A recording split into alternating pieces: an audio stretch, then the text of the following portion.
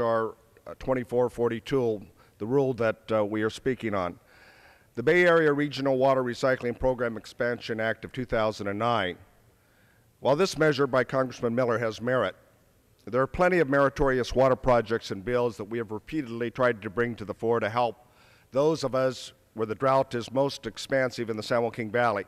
And unfortunately, they've been ignored. Unfortunately, yesterday I learned that H.R. 2442 was reported out of the Rule Committee with a closed rule, and therefore no amendments would be allowed.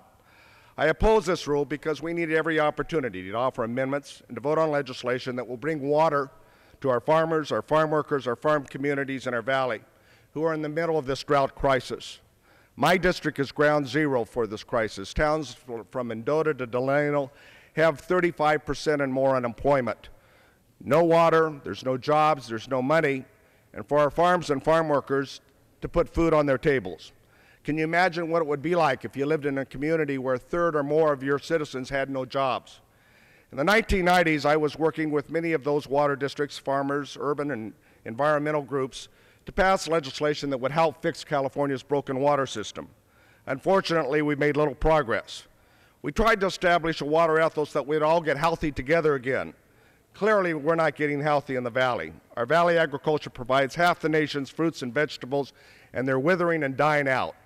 Millions of acres of feet of water have been diverted from the valley, and unfortunately, the fisheries are not improving. It's incumbent upon us body to come together and help us fix this problem.